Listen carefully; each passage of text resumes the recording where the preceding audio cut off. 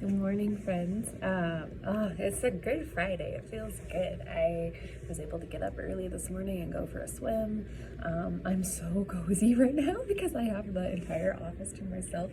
My one office mate and I freeze all the time, and she's working out on the floor today, and I think this whole week. But then our other office mate is way too hot all the time. And so whenever that one is at the office, we're like, turn on all the heaters. And so I have had my heater cranked up all morning and I'm so cozy. It's lovely. Anyway, I want to roll in our verses from yesterday and today together because I think they really kind of go together. The one from yesterday was Colossians 2 verses 9 through 10. For in him all the fullness of deity dwells in bodily form, and in him you have been made complete. Oh, that just makes me smile. It's such a secure, really nice feeling. And then our one from today is Deuteronomy 6 verses 6 through 7. It says, "These commandments that I give you today are to be upon your hearts. Impress them on your children. Talk about them when you sit at home, when you walk along the road, when you lie down, and when you get up." Oh, I love this so much. These give me all the warm, fuzzy feelings. Because again, it's a lot of the things that Steve and I have been talking about lately, especially with like talking about the future and raising our kids and things like that. And it just, both of these I feel like give such a big sense of security. Because one of the big things we kept touching on was whether we're talking about school or activities or how we're going to spend time with family or just kind of everything about our daily life and the way we want to create such a happy home and new traditions and a sense of support and all these things for our kids.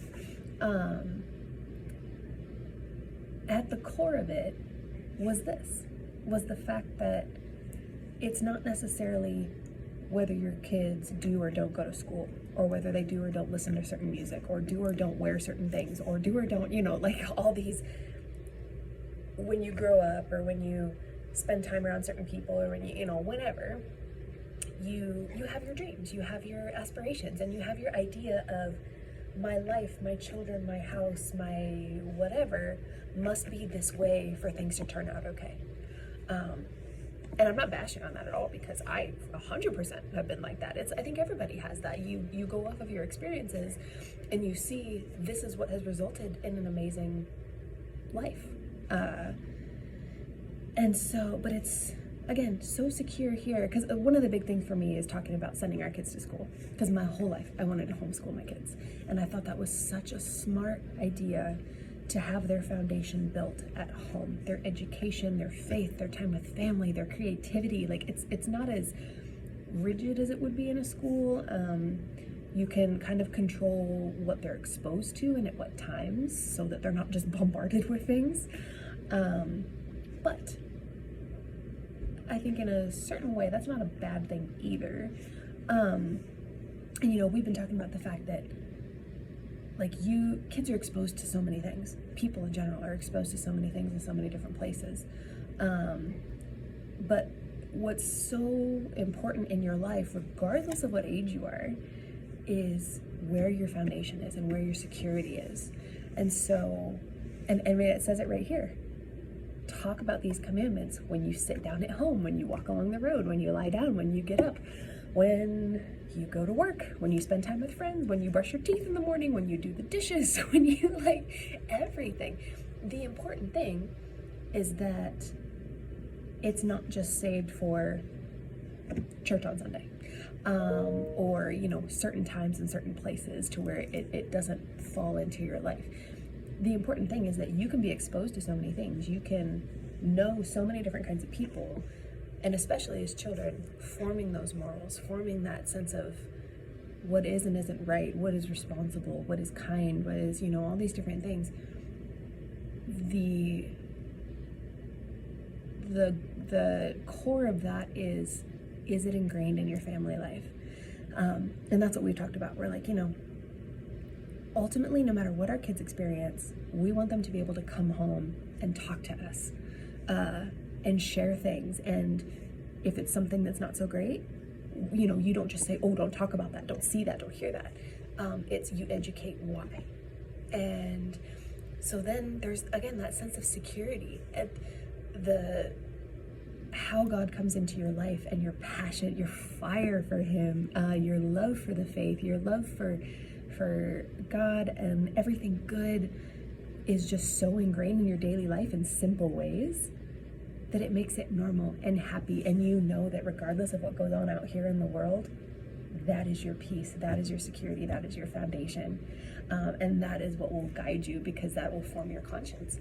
And that ultimately too, because this is a big thing for me, is thinking about that and thinking, oh my gosh, I'm going to be responsible for raising these children, for helping form our family along with Steve.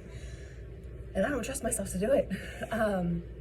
But the fact that in, the verse from yesterday, it said, God has already made you complete. Everything in your life is complete. His plan for you is complete. So no matter what you say, what you do, obviously there are stupid decisions. There are wrong decisions. Your conscience, you don't always follow it. But ultimately, you're not God. You can't mess up that badly, because he's already in control. He already sees the plan. He already knows all of your potential. And he's taken into account all those stupid decisions and all those times you decided to reject him. And it's still going to be okay, because he has made everything complete. He's not stupid. And so that is so reassuring to know that life is going to fall apart if you make the wrong decision, if you mess up. It's just, again, if you know where that security is, if you can come back to him and go, God, I screwed up. I really did. I fucked it up.